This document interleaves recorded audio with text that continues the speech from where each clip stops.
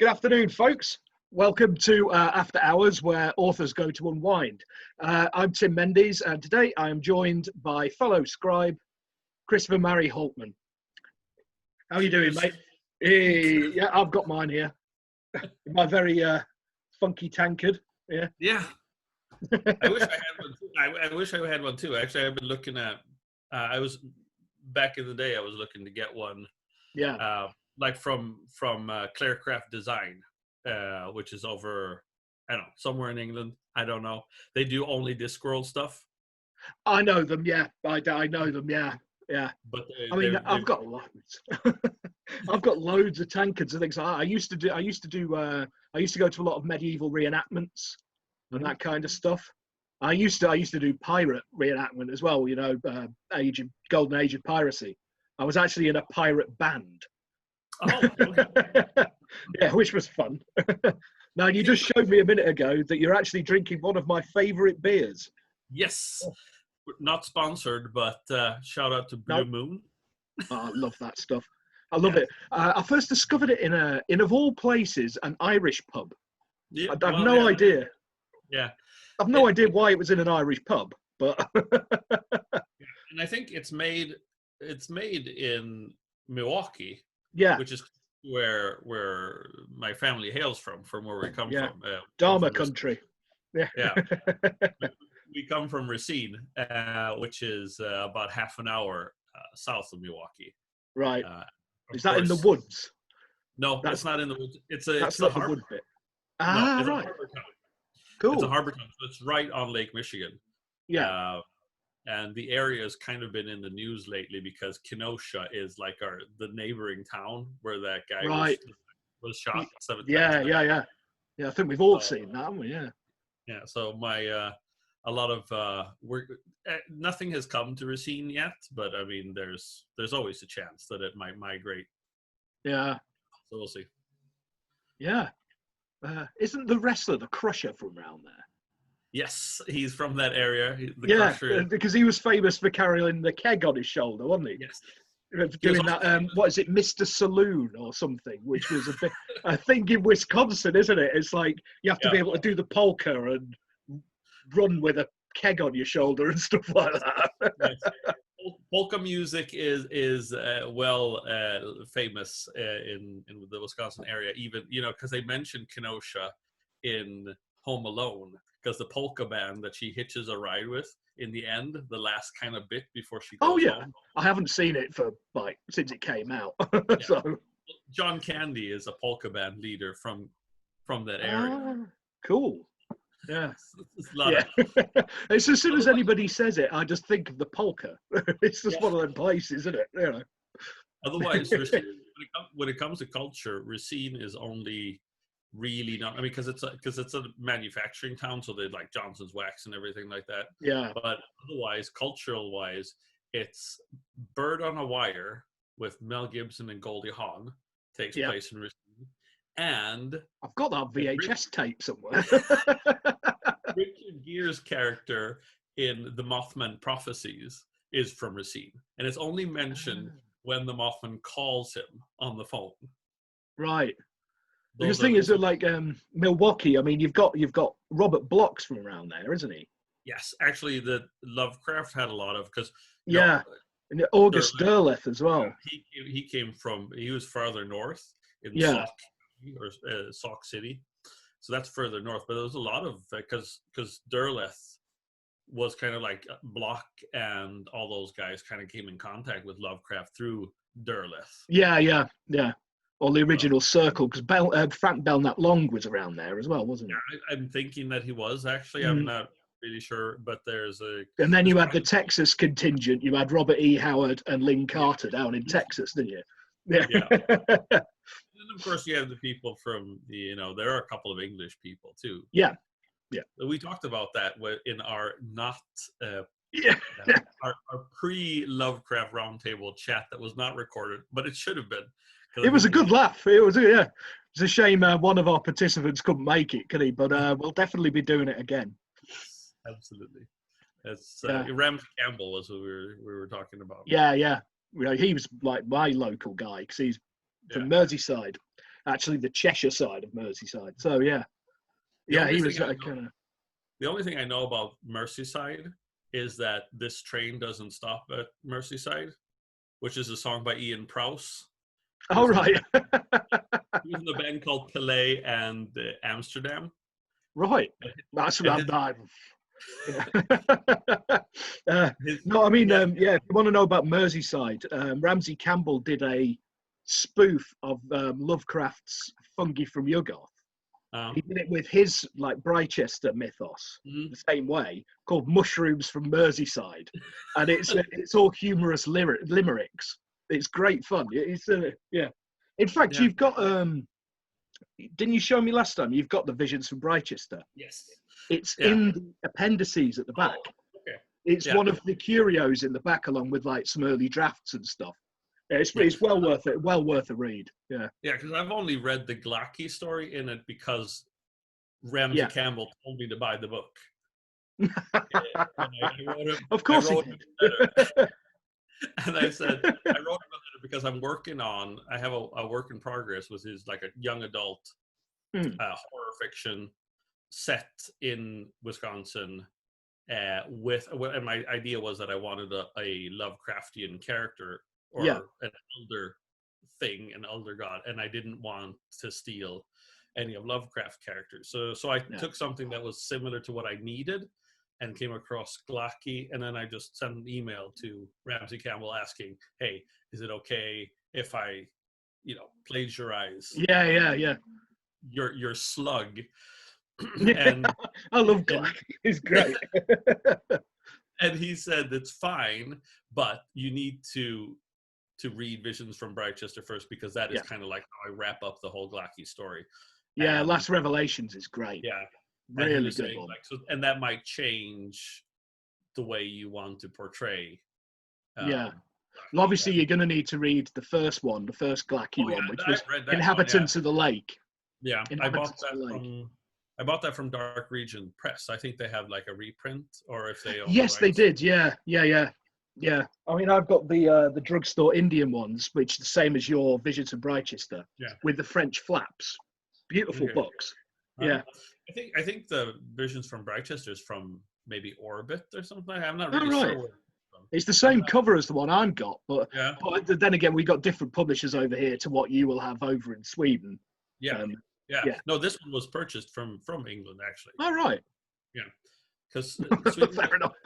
Sweden doesn't have that much for indie, I mean, publishers that publish books in English. I mean, it's in English, so yeah, that's what I prefer to read. So yeah. Well, it was originally written in English, so it's going to sound. That's how I always kind of see it. I mean, it's like films. I hate films with dubbing. I would rather hear the right language and read a subtitle, because nothing kills it more for me than really badly dubbed films. It's like some of the the Italian Giallo films, like Dario Argento and all that. Yeah. Some of the dubbing in that stuff is atrocious. And Zombie Flesh Eaters is another one. It's just like I don't understand the Italian way of doing things, and even the German way of doing things, because I mean, even Italian movies are poorly dubbed in Italian. Yeah. They have like one actor who is handsome, and then they have one actor who has a good voice, and that's kind of like what they do. Yeah, I mean, I've noticed that. Yeah. I've noticed that it is... Oh, sorry, Carol. I remember talking to somebody about the Germans dub everything. That's basically what they do. And I guess it all sounds really weird, doesn't it? It sounds like it's been recorded inside a tin can. It's all muffled. Yeah. During a period in the 80s, they tried to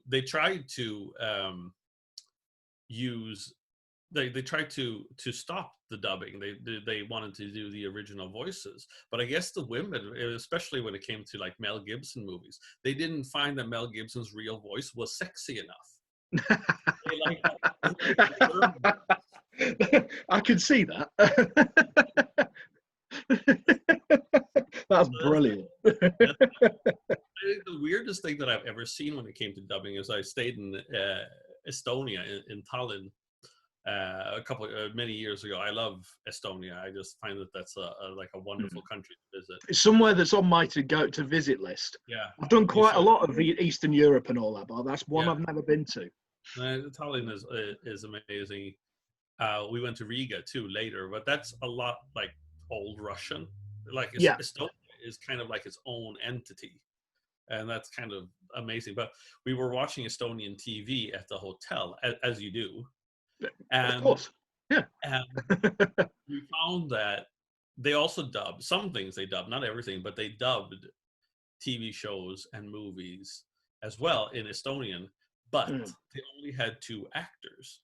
So one did all the female voices and one did all the male voices. Did they put a load of silly voices like that No, to try and make them different? obviously we don't know Estonian, so it sounded like basically they just narrated what the people were talking about. Right, so it sounded like more like an audio book than a film. Yeah. Yeah. So it was horrendous, actually. Yeah. But That's tickled me, that, for some reason. I can just imagine it. It must be like when I'm doing the live reading things and I've got different, like more than one person speaking, and I have to alter my voice slightly, or it just sounds like the same person talking. And there was one I did a while ago which had like several characters, and I found myself putting on even more ridiculous accents and all this kind of stuff. yeah, and I've done that as well sometimes when I've read stuff, because I'll do for for my work, because I'm a teacher, and sometimes you have students that have dyslexia or whatever, and then we're tasked to find the audio version of it. Well, in the more advanced courses in Swedish and in English, I'll usually use stuff that, some black hair press stuff, some other some stuff. That stuff isn't available in audio form. So I read it and record it and I put it up on a Google Drive. Now maybe I'm just screwing myself when it comes to like copyright infringement and stuff like that. But then I'll find that I'll do voices. I'm sure Dean wouldn't mind. Hi, Dean. I'll do voices as well, but I'll also oftentimes forget what the original voice was. So when I'm reading, I usually read it in one sitting, and in the end, I'm just like, I don't remember what this person sounded like. So all your characters end up with multiple personality disorder. Which wouldn't be odd for a black hair press story. No, it really wouldn't. It really wouldn't. They've accepted some of the craziness that comes out of here. So, yeah, the audiobooks thing's interesting, because when I did that reading as part of the Erie River presentation on Sunday, and a couple of people actually have contacted me and said that I should do audiobook narration, because apparently I've got a clear delivery and that kind of stuff. Yeah. But Erie River are bringing out audiobooks, and that is something I'm really interested in to hear, because I imagine that their voice actor is, because they're Canadian, so I'm assuming that the voice actor is going to be either Canadian or American. Yeah. And I'm wondering how well my stories are going to translate in to a different thing, because my stuff is very British. I think, it must depend on, I think, I don't know how the audiobook world works either. I've also heard that I had a good voice and a good voice for audiobooks, but I've never been contacted. I've never been given, nobody's offered me a job as an audio voiceover person. And I think most of the times people want to go just with somebody that they know as a professional has done it before. Yeah, so they know. I think my favorite audio reader is a guy named Stephen Pacey.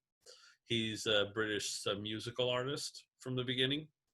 I think the only thing I really know that he's done musical wise was the short-lived musical version of Jeeves and Wooster by Jeeves that Andrew Lloyd Webber put out. I love Jeeves and Wooster. Me too. Jeeves is an absolutely excellent, for anybody who likes Jeeves and Wooster or Woodhouse.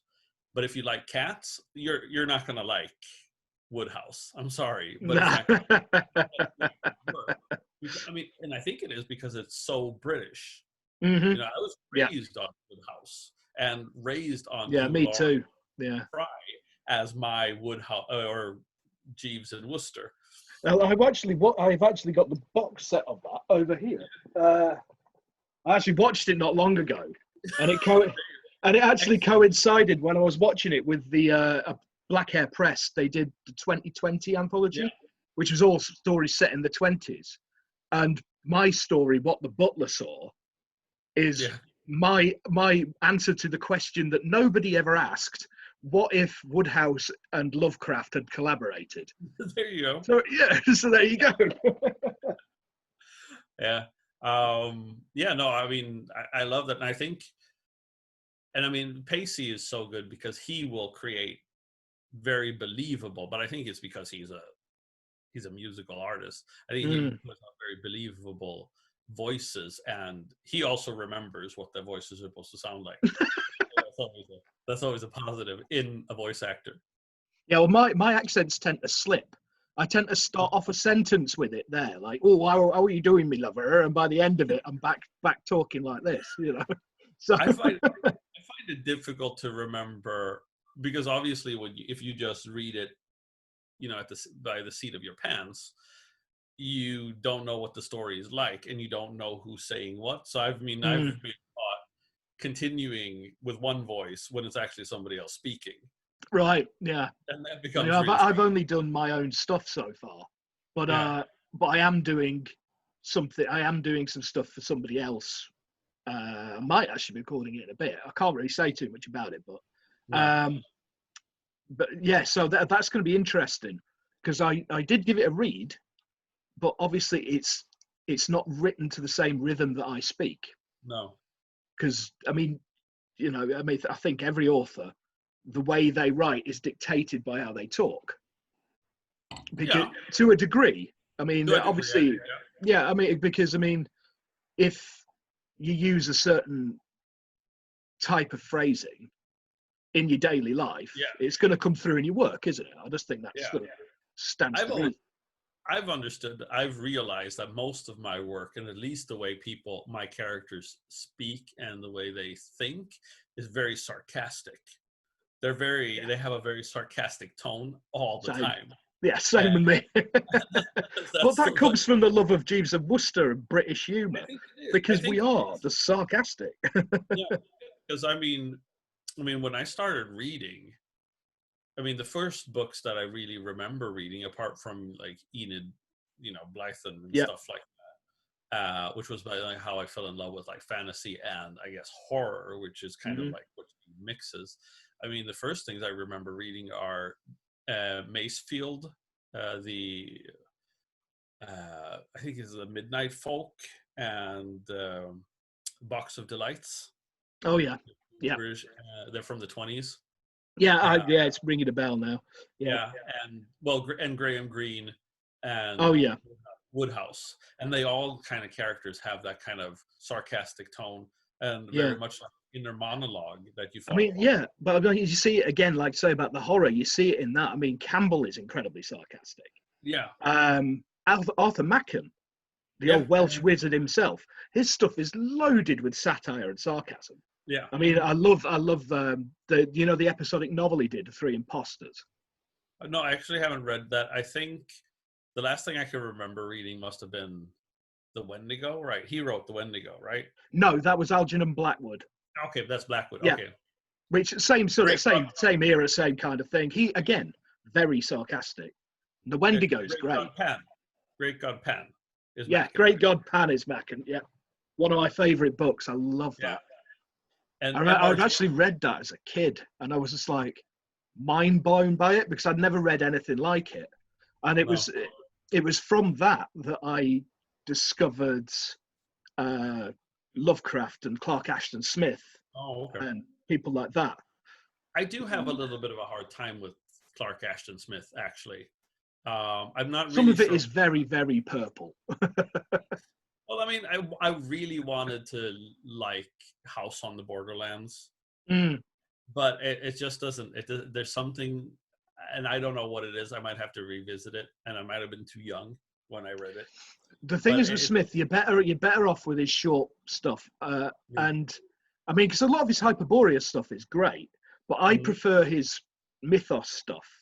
Yeah. Which you could get in there. I mean, if you just want to read that, I mean, the Chaosium, their cycle books they do. Yeah, They I know. did, the Clarkishton cycle. It's all of his mythos stuff, and it's great. Well, it's not so much the Hyperborean stuff; it's the Zothic stuff that he did. It just it just goes in one eye and out of the other. I just can't. For some reason, I can't process it. No, it's the same. I mean, it's the same with Lovecraft. I mean, I do love Lovecraft's Elder God stuff and the Cthulhu cycle and his more like general horror stuff. Yep. But I tend to have a difficult time with his With more the Dreamlands stuff. Yeah. Those are some of not it. For me.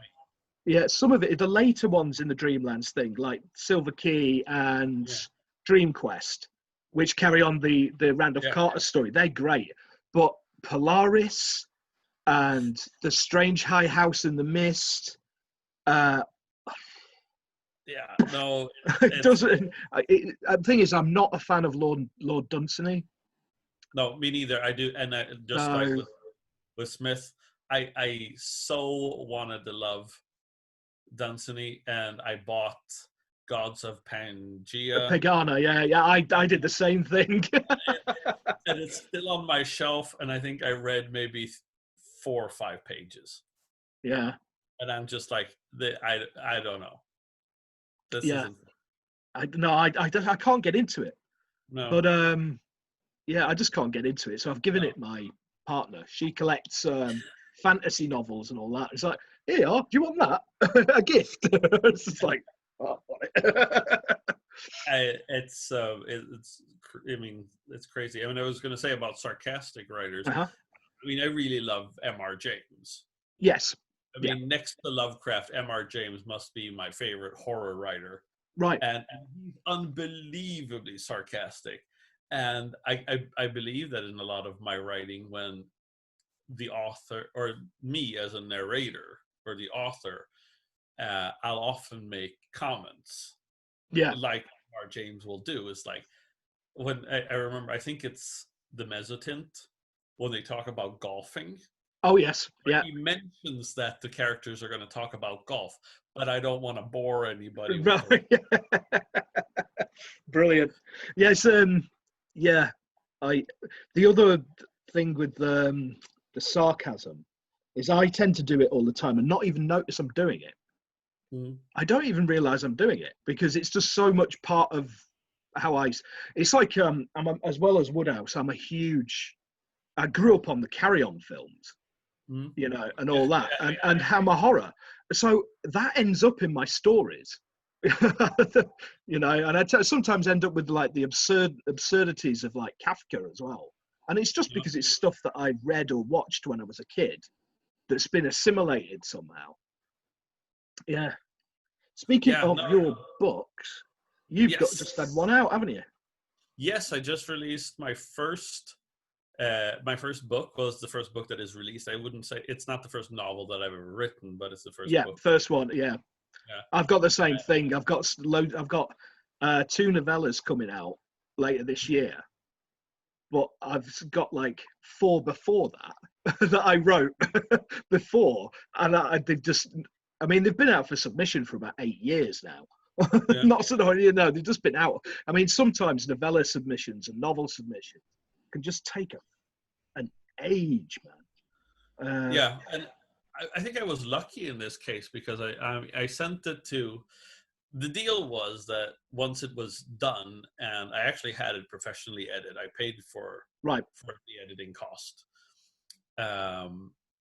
And once I got it back, actually it was laying around for a while before I even did anything with it. Drew Starling was actually the one that kind of, apart from my wife said, you should, we've paid for it to be professionally edited.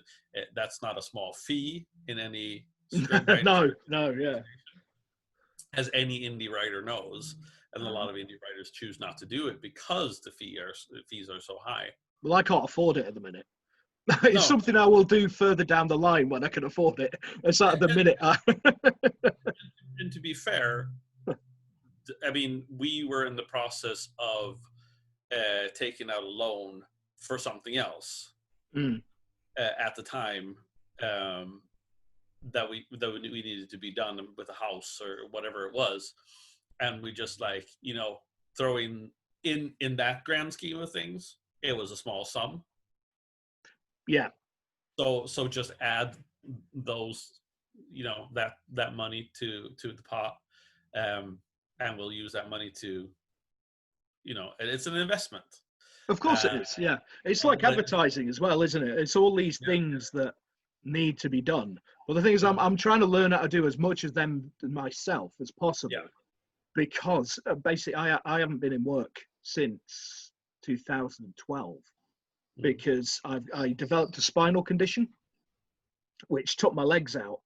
And while I'm fine a lot of the time, I get chronic pain in them. And some days I can't walk, and some days I can't use this hand. You'll notice that I do that a lot. It's because Yeah. I've got no feeling in my fingertips, which isn't great when you're a chef and you've got knives. you know. Yeah. So I mean, I struggle by at the minute. Yeah.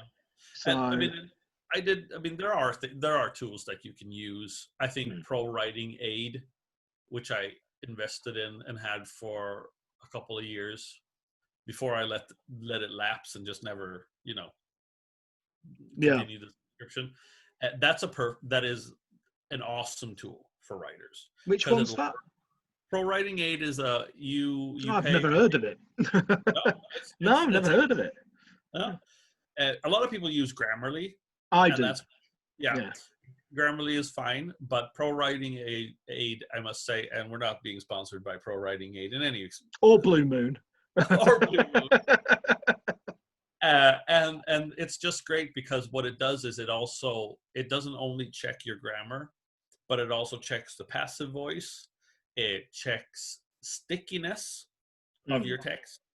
It also checks off your pacing yeah. in the text, how To be easy you honest, write. they've just added all that to Grammarly.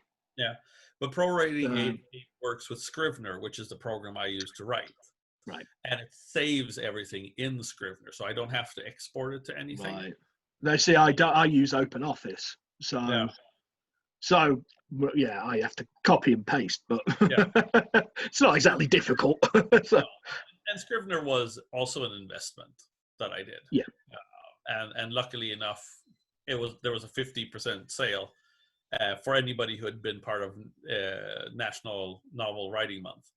So I just jumped at that. So nice. Yeah. you didn't even have to complete a novel. It was just, if you'd been part of it, you got it. So what Mm. happened was I had laying on the shelf. I had the story laying on the shelf because in actuality I never thought that the novel would ever want.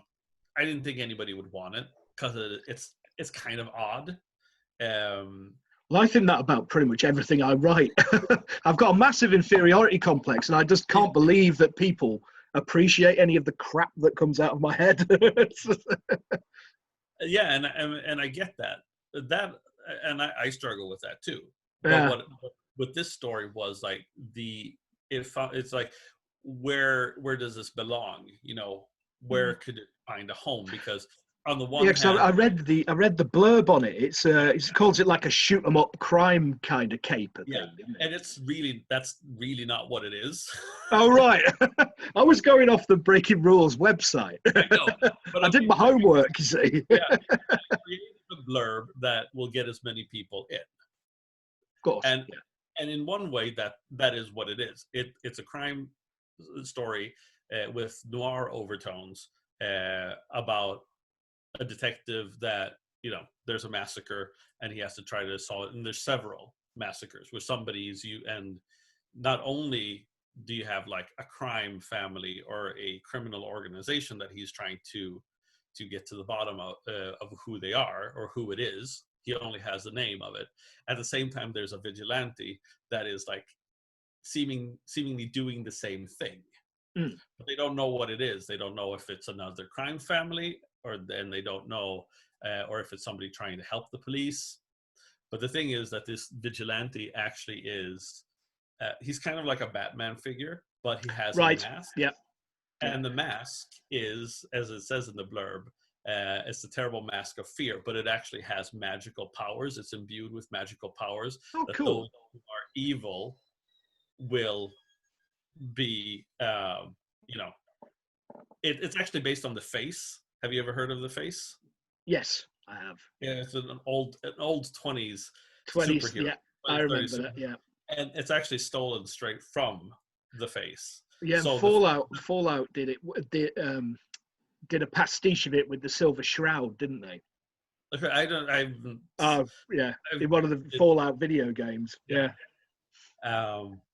And so that's kind of like, and that's what kind of made it odd. So the character from the beginning, which is Tony Hill, he is a radio host that was raised in Bali during the Second World War. Before the Second World War, his father was a cultural attaché, but his mother dies in tuberculosis, and the father becomes, an alcoholic, and leaves the child to his own devices, his son, Tony, who then is raised by Balinese warriors.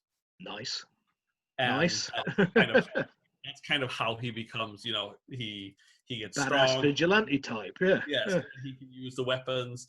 And then as it progresses, obviously, Bali is part of the whole. I mean, they're run by the Dutch from the beginning, and then the Japanese come in and take over, and the Dutch when the Japanese leave, the Dutch take over again. So there's all these things, and during that point in time, his adoptive father hands him this mask, the mask of Rangda, which was the queen of the Layaks, which is a demonic vampire creature whose head would leave its body at night and go and suck the blood of people.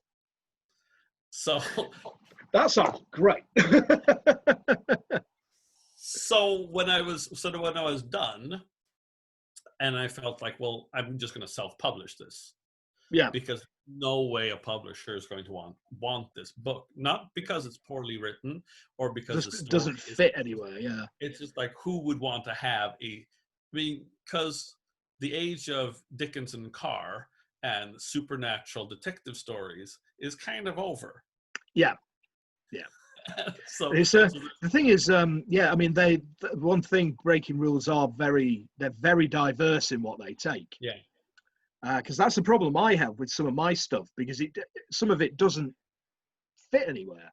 So you get all these anthology calls for horror or dark fantasy or things like that, and I've got this thing over here. So where the hell am I going to put it? Just keep throwing it until somebody picks it up. Yeah, and that's the problem, because you have publishers that you would say, and that's what I was thinking too, because there are publishers that I was kind of like, I had my eye on. Mm-hmm. Angry Robot Books, which is from England. Yeah. They do a lot of Tim Wagner stuff, and if you want balls to the wall crazy shit, then Tim Wagner's your man. Yes. But they have like a window of a month. Yeah, a lot of them do. Where they take new authors, especially over here. Especially, I mean, because the indie publishing scene over here is kind of about that big. Yeah. It's tiny. It's ridiculous, because I mean, I was published in the US, Canada, New Zealand, and Australia, right? For like over a year, well, coming up to a year, and I only recently got accepted into a British publication, which is madness, really. And it's the same, because I had my eye on Crystal Lake Publishing. Yeah. Which is I've got my eye on them for something as well. Yeah. Yeah. But now that window was closed, because they had an opening. This is like the first opening we've had in 8 years. But I mean, they still have calls. They have calls still for their anthologies. I keep getting I'm cursed, because every time one of the windows opens up, Yeah. one of the things is already out for submission somewhere. Yeah.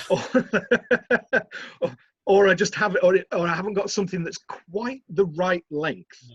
No. Length part is often what screws me off. Up. I can Yeah, have a perfectly good story, but then it's too long or it's too short. I'm too long always. It's Yeah. like I struggle with. I can't. It's like drabbles and things like that. I can't. I've done a couple, but Mm. I can't wrap my head around them.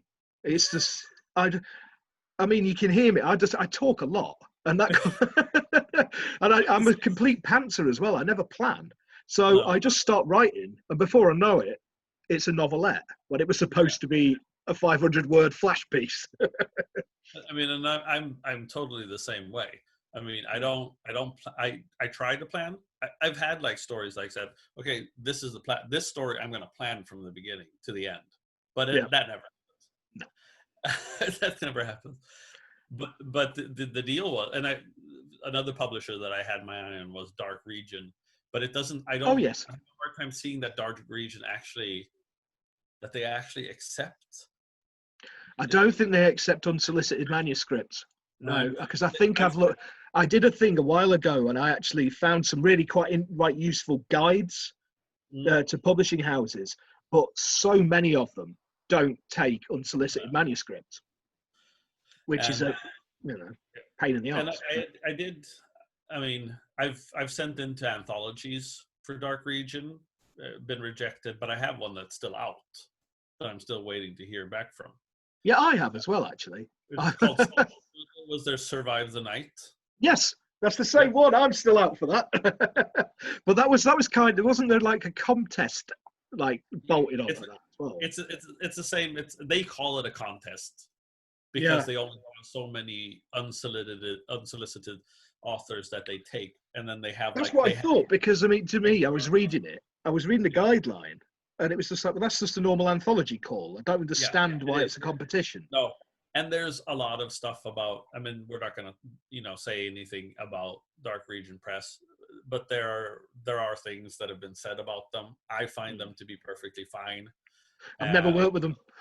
Never but if really. you The look, only contact I've had with them is when I got the automated response yeah, email saying they'd received my manuscript. That's yeah, no, that's the I've only had some. contact I've had with them. Yeah, I've had some contact with Chris Morley, actually, the publisher. But if you listen to the horror show with Brian Keane, you can get a whole deep understanding Right. of what they are. And I did. I mean, it's the same because before I started actually submitting stuff, I did have a little bit of a bad experience. I think I dodged a bullet because there was a publisher called Cheesine in Canada, run by a guy named Brett Savary. Never heard of it. Brett Savary, I should say, has always been good to me. We've Yeah. always had a really good relationship, cordial relationship. So I was a little bit surprised at what was happening. But Cheesin has been around for like 20 plus years. Him and his wife ran it, and they've had a lot of some of the books that came out on Cheesine. Absolutely stunning, stellar work. Right. I've never heard of them. No, Ed It's still going Kurtz, then. amongst others. There is one that is really good that is kind of based on Slovakian mythology. Nice. A bunch of prizes. I'll let you know what it was, but it's a lot of stuff is really, really good. Gemma Files is I think a British author that writes. I know Gemma Files. Yeah, I'm a fan of hers. Yeah. Yeah, a lot of her. I mean, she's in a bunch of my Cthulhu mythos anthologies. Yeah, Like she's and in several of the Black Wings series yeah, and New Cthulhu 1 and 2. and her book Experimental Films, which is an awesome book, was published through Cheesy. I'm going to be picking that up at some point. It's Yeah. in my Amazon wish list. Yeah, and you better do it quickly because those Cheesy books are disappearing because Right, I'll do it next time I have an order. Then yeah, I'll do it next time. Yeah. The company folded because of being poorly managed, authors not getting paid, the publishers bad mouthing authors and stuff like that. So that was my first contact with the publishing world. Right. because I couldn't understand why I wasn't getting any responses, because we were kind of, they were kind of interested in something that I was doing, but they wanted me to finish it. And I interviewed him for my own podcast, actually. Right. And you can listen to that. And I mean, he seems like a stand-up guy there in his book, The Perfect Machine. Now, if you want a really good science fiction, balls to the walls, kind of action book, The Perfect Machine by Brett Savary is awesome. All right, I'll check that out then. Yeah, and I was, I mean, my first experience, I was quite lucky because my first publishing experience was with Natalie Brown. Well, yeah, it was the. Yeah, exactly. Yeah, I mean, because it wasn't the first thing I was accepted for. It was like I had 2 acceptances in the space of a week, but the first one took about 6 months to come out. Because they had some internal problems. Like one of the publishers had like he was at university. He had some kind of thesis or something he had to do. So I mean, real life gets in the way sometimes, doesn't it? But Natalie Brown was the first person, because I was in Death and Butterflies, and that was a really, really good learning thing for me, because obviously I got invited onto the page. Yeah. And that was the first experience I had with other writers and publishers and stuff like that. And then from there, obviously, I had stuff accepted by Erie River and Black Hair. So I've had some really good experiences. Yeah. I've had a few that have not been that great, but on the whole, I've not had any problems as yet. So I've been quite lucky, I think. The second experience I had was Erie River, Michelle River. And that's right. just been great, because I was in their first Drabble anthology. Oh, right, yeah. Which one was that? Forgotten Ones? Forgotten Ones. Yeah. And that was actually my first experience getting accepted into an anthology. I mean, I had won like short story competitions. Right. But this was actually the first time I was accepted where a book actually, came out, because I was actually, to be fair, I think I was accepted into Elizabeth River Press's 2020 annual, but I didn't know that at the time. I had sent the story in, I think probably in maybe September 2019. Right. And it wasn't until I think maybe February, March that I found out that I was accepted. Yeah. So that was after, and that book didn't come out until July. So, I mean, Michelle River at Elizabeth River Press does in no way has the same like author group. Right. As River does. But I mean, to go back to actually to Face of Fear, what happened was I had it all, I had it all edited and stuff like that. I was going to self-publish it because I didn't believe anybody wanted it. My wife said, "Oh, why are you going to do that? You put all the money into it, send it out." And I'm just like, well, and she hadn't read it. She doesn't. Right. She hadn't read it all, and so she didn't know. Usually, she's my beta reader. Yeah, my partner's mine. Yeah, she's my beta reader. Yeah. And so she didn't really know the gist of it. And I said, like, I don't know if it's going to be accepted. And then I had an interview.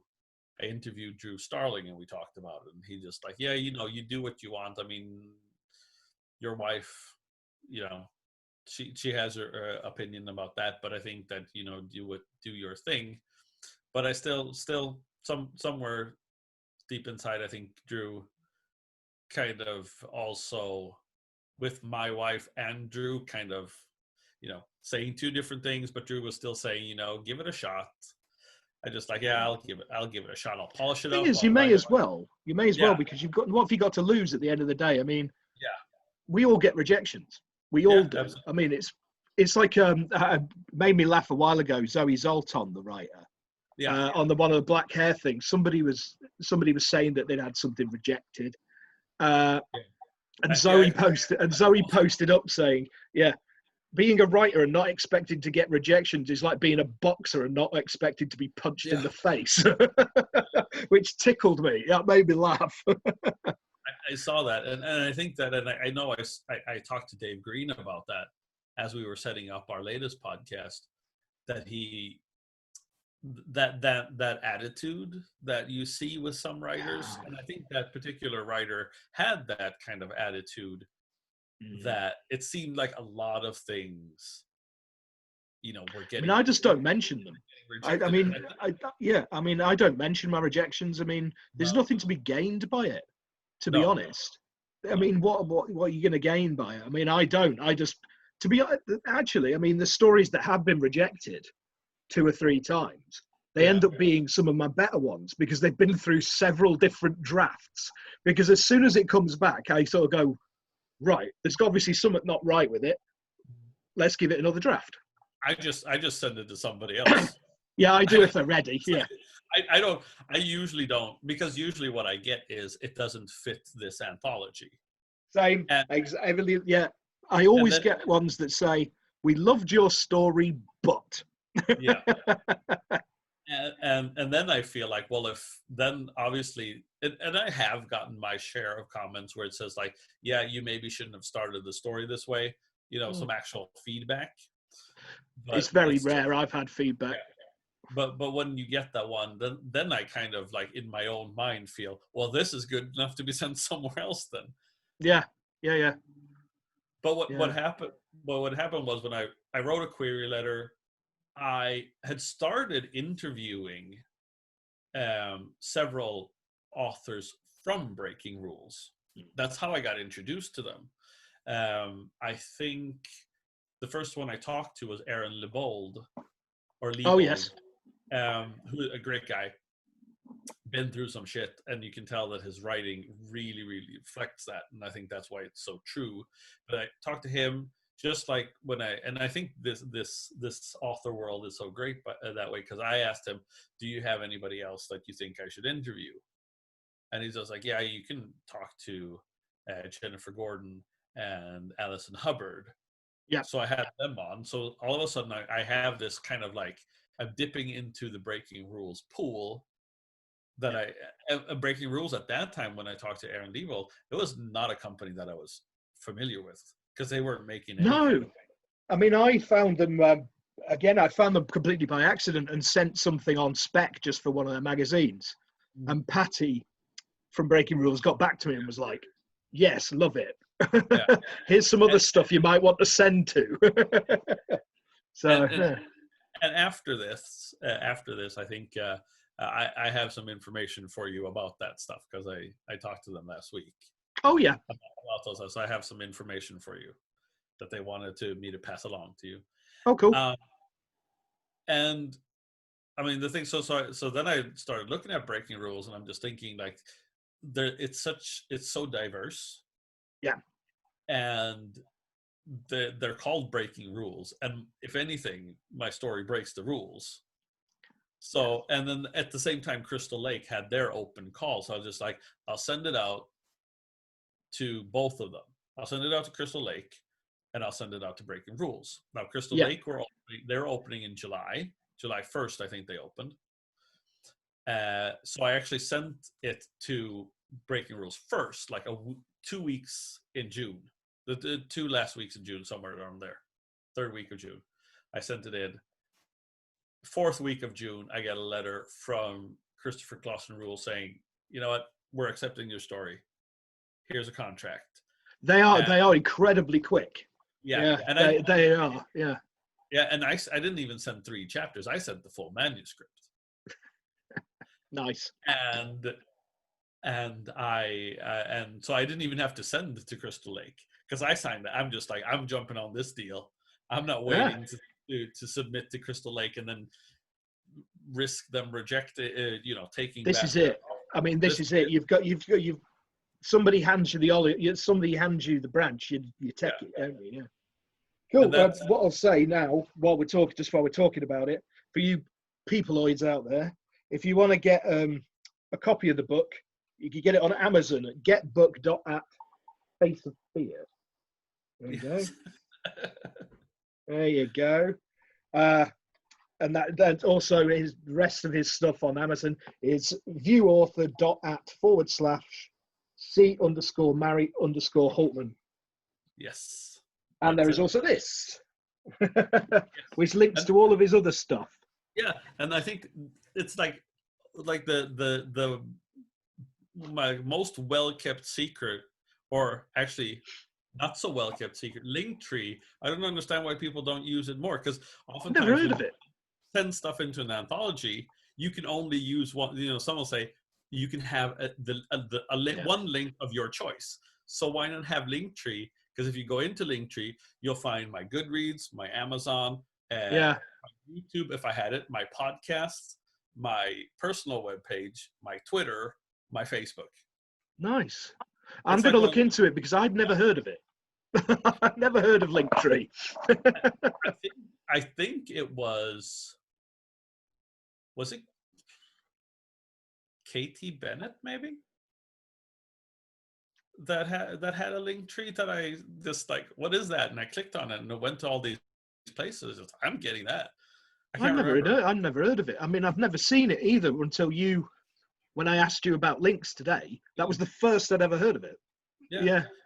And it's But like I'll the one, definitely be looking into it because it's a great idea. yeah, there's something called like All Author as well, which is, Oh, but yeah. that's more like of a Goodreads page, and then you can highlight whatever Yeah, it's books like you. Smashwords and BookBub and all Yeah. that as well, isn't it? Yeah. So I have one of those too. Just, the more places you are, the better. Yeah. Really. Yeah, well, So I've got all of them except Twitter and Instagram. I'm trying to hold off. I don't want Twitter. I really don't want it. no, but I find that Twitter is a good way to. I mean, I think it's a good way to get out there without doing too much. I mean, I do Instagram as well, but I find it so tiring because you have to put up a picture and you have to write something and you have to use hashtags. And in Twitter, you can just like Right. write something and put in a hashtag. Yeah. Instagram I guess Instagram doesn't do exactly what I want it to do. Yeah. It doesn't have the functions that I want in a Yeah. social media site. Yeah. Cool. Well, I'm going to have to start wrapping it up in the next few minutes. But yeah. So have you got anything else coming out at the minute that you want to tell us about quickly? I don't know if I have anything else. I mean, what you can do is you can go into go check out my podcast, WARG The Guild, which this is kind of a part of. It is indeed. Yeah. Guild After Hours. And that's where I do all my author interviews. I've done some with, as I said, Brett Sowry, but also I think my biggest achievement was interviewing Peter S. Gable, Nice. Beagle, who wrote The Last Unicorn. Nice, yeah. Yeah. Awesome get, I would say. And I even I've done some other people, so there's a lot of people to talk to, a lot of indie authors, obviously. Yeah. And it's all about the craft of writing. Otherwise, I basically have I think everything that I have coming out, you have coming out as well. Yeah, we are in a lot of the same things. Yeah. It's like every book you look at the back of it and it's got you, me, Chris Hewitt, David Green, and Joel. Yes. And then Brown as well. Yes, Natalie. Yeah. So basically you can just go on otherwise I have sent a dark fantasy story out to a couple of publishers, hoping that they'll pick that up, and I actually have something else. Fingers crossed on that then. I have something else kind of big, but that's not coming out until 2021. So I'm gonna have to hold off on that because I'm in a few projects that are, one of them with you. Yes, actually, that was the one I was talking about. But yes, that one. Yeah, that one. Yeah. It's really, it's frustrating, isn't it? Because it's really, really cool. Really cool. But we can't talk about it. No. But the plan is that once it gets, we can talk about it. We're going to have a podcast series where we interview where we talk like author roundtable about the stories. Yeah, me and David have come up with a couple of that I'm going to be doing a couple of promotional things as well. But again, I can't tell you about them. I can tell you about them, but not the people. No, right. Exactly. We're rapidly running out of time here. But thanks for coming on, mate. I mean, it was a wonderful time. Yeah, we'll do it again. It's like, yes. So I need to do part 2 with David Green. I need to do part 2 with you. It's like an hour just isn't long enough. Me and Dave at the same time. That would be fun, actually. I could do that. We could do that. Yeah. You check out me if you want to hear me and Dave ramble on about books. Then you have Easing the Reader, which is our Wheel of Time reread as well. Comes out. Yeah, I meant to have a look at that because he told me about that last time, but I completely forgot about it until just then. Yeah, Cool. no, it's getting a lot of traction already, actually, and some shout outs from the We Love Time community. So that's kind of cool. Nice.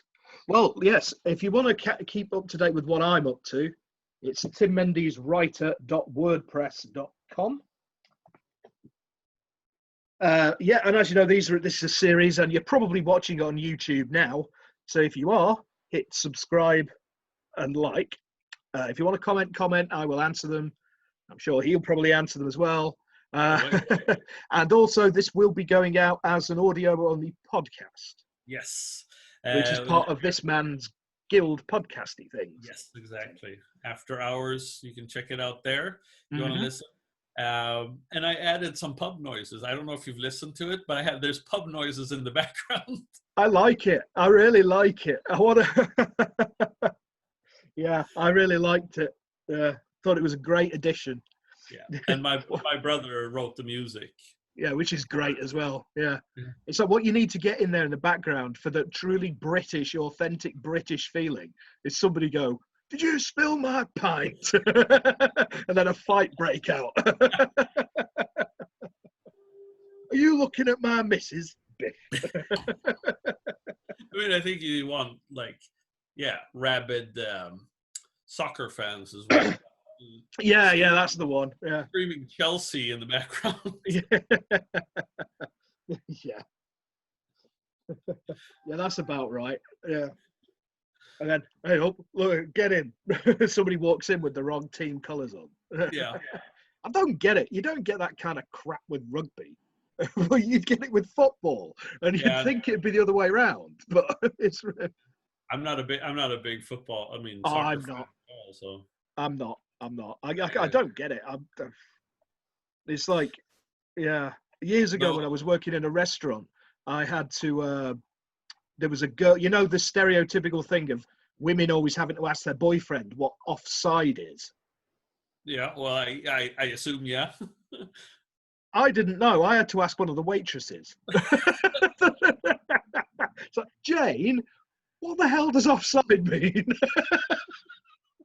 No, a lot of my workmates the men are diehard football or soccer fans, and they love British teams. It's Liverpool this, Manchester this, or whatever. So, and I was just like, to be part of the circle, it's like, well, what is your team? And I just like, you know what? I'll just pick a team out of random. So now my team is Motherwell FC, the Steel Men, from in the Scottish Premier League. You should go with my hometown, Macclesfield Town, bottom of the bottom league. Scunthorpe is. Scunthorpe, yeah. I think one of my favorite bands. I think the Levelers. I don't know. You probably. I love the Levs. Yeah. Yeah, I've seen them live many times. It seems like our music taste. Very similar. Yeah. Very similar. Yeah. Probably because New Model Army and the Levelers is what I kind of grew up on as a teenager. Same. I mean, I love New Model Army. I went to see them end of last year. I've seen them so many times. I used to follow them and the Mission. I used to follow them around the country. Yeah. The Mission are my boys. Love the Mission. Well, if you look on my Facebook, on the front bit, you know where you've got the selected photographs. There's a photo of Wayne Hussey from the Mission with me in a headlock. Oh, is that? because I was winding him up. It was an acoustic show, and me and my mates kept going down the front, and because obviously he was doing Mission stuff, and we kept asking for Sisters of Mercy songs and Dead or Alive songs as well, which is so it was like play First, Last and Always. And he got the best one was Misty Circles, which was a song by Dead or Alive, Pete Burns, when he was the guitarist. And we go, Misty Circles. And he goes, misty fucking circles. But it was like I went to go see Fish In last year. Marillion. Yeah, I've Yeah, seen Fish before. Yeah, yeah, love one of my Fish. ex-girlfriends was a big fan. Yeah, and people kept screaming Grendel at him, which was like their first Yeah, like big single. But it was like a 15-minute song, and he's just like, I'm not playing Grendel. I'm not singing 15 minutes of yeah, a heavy prog classic on yeah, stage. No, we're doing no, Clutching at Straws from beginning to end. yeah, So yeah. Cool. Well, thanks, mate. Thanks for coming on. thank you. Indeed. And I will no doubt speak to you very shortly. I should have this up in an hour or so. So it's pretty much ready to rock. It doesn't need any editing or anything like that. And I'll send you over the audio Yep. as well. Then we can get that up. Yeah. So thanks very much, mate. Thank you. I will be back in the next couple of weeks with another guest. Till then, take care. Where's Bye. the bloody? Yeah. See ya. I can never find the button. There it is.